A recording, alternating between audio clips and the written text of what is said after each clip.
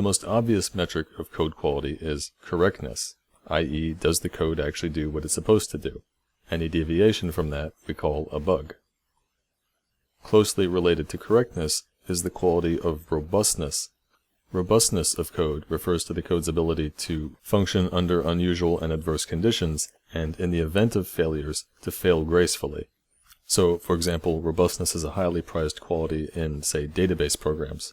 When a database program finds itself under heavy load because, say, there are many requests, or say the database is running on a system where other programs have eaten up all the memory, well, in such cases, a robust database would not necessarily be able to continue to function, or at least to continue functioning with high performance, but at the very least, it shouldn't lose data. If the system on which the database gets borked and the whole system freezes, again, the database ideally shouldn't lose any data. Security, arguably, is also related to correctness, because when we have security holes in our program, we usually consider that a kind of bug. And in fact, it's often that a failure of simple correctness can be exploited by an attacker. So these three metrics, correctness, robustness, and security, tend to be highly complementary. Correct code tends to be robust code, which tends to be secure code. Another set of three highly complementary metrics are maintainability, readability, and understandability. Maintainability refers to the ease with which developers can work with the existing code. How easily can they add new features, and how easily can they fix existing bugs. Readable code is code which, at least on the line-by-line basis, is well written, especially from a stylistic standpoint. So readability is mostly about the microstructure of the code. Understandability, in contrast, is mostly about the macrostructure. It's at the broad level, how hard is it to read the code and understand what is going on?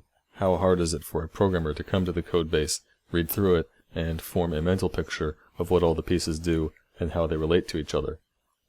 So again, maintainability, readability, understandability, these three are highly complementary. Code which tends to be readable tends to be considerably easier to understand, and code which is both readable and understandable is then generally much easier to maintain.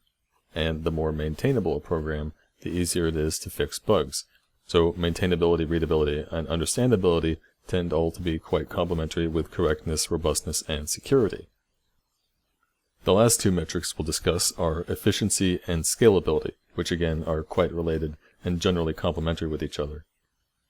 The efficiency of code refers to its minimization of the use of resources of memory, resources of storage, resources of computation time. In other words, it's a metric of performance. Understand, though, that those are three different kinds of efficiency, and often you have to make trade-offs. Very often you're confronted with a choice between minimizing computation time and minimizing memory usage, or minimizing use of storage space, or for another, minimizing use of the network. The scalability of code is also a performance metric, but scalability refers to how code performs as the amount of data and work increases. For example, you might have a website that runs very efficiently when you have a small number of concurrent users, but if it doesn't scale well, as you get more and more concurrent users, the performance degrades precipitously. Likewise, when we evaluate algorithms for searching and sorting datasets, some algorithms are very efficient for smaller datasets, but then do very poorly as the datasets grow larger. So that's actually a case where we have to make a trade-off between efficiency and scalability. So efficiency and scalability are not always complementary.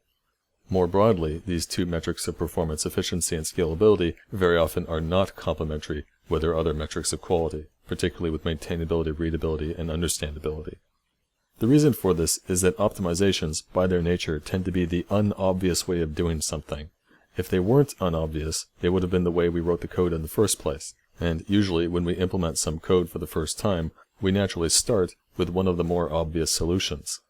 Clever optimizations, by definition, are the unobvious way of doing something. They make the code harder to read and understand, and in many cases they often make the code longer, which in itself always makes code harder to read. The more code there is to read, the more someone has to understand, and the more bothersome it becomes. So it's actually the case that the most important thing new programmers need to learn about optimization is not to do it. It's very easy and very common for new programmers to get fixated on efficiency, but this tends to distract them from the more important metrics of writing clear and bug-free code. Performance is really not that important in most cases. For one thing, computers these days are really fast, and so the argument goes that programmer time is actually much more valuable than computer time. Computer time is cheap these days. On the other hand, there are some obvious domains of programming where performance really is important. Like say, if you're writing a real-time 3D rendering engine. That obviously is a scenario where performance is almost the whole game. The more efficient the rendering engine, the better graphics we can have in real time. Just understand that most programming work that most programmers do, and this includes you as a new programmer especially, most of the work you do is really not performance sensitive. Now, if you've thought long and hard about your problem and have concluded that yes, performance here really matters, there are two very important guidelines to keep in mind. The first is the aphorism that premature optimization is the root of all evil. This is a very famous saying in programming. It's often attributed to Donald Knuth, but I'm not certain he actually said it. In any case, the second aphorism is that if you're not measuring, you're not optimizing. The common theme behind these two aphorisms is that programmers are very bad about predicting which parts of their code need optimization, and also really bad at predicting whether any given optimization will actually improve performance. So the best practice is to generally wait until you actually have a performance problem, and then identify precisely the parts of code which are causing the problem. And then once you optimize those sections of code, you need to test your optimizations. You need to test that you've actually improved anything. And this performance testing is usually called profiling. You profile the performance of your code. It's especially important to do profiling these days because of the nature of computers now, where not only does our code run in a system where all sorts of other things are going on that might affect how our program performs, high-performance computation these days tends to be heavily reliant upon the caches of the CPU. The cumulative effect is that it can be very hard to profile our code accurately. The performance you see when you run the same code twice can be highly variable. So when profiling your code, it's important to control the conditions in the system and also run the code many times. Don't just run through it once. A single run of the code could be highly misleading.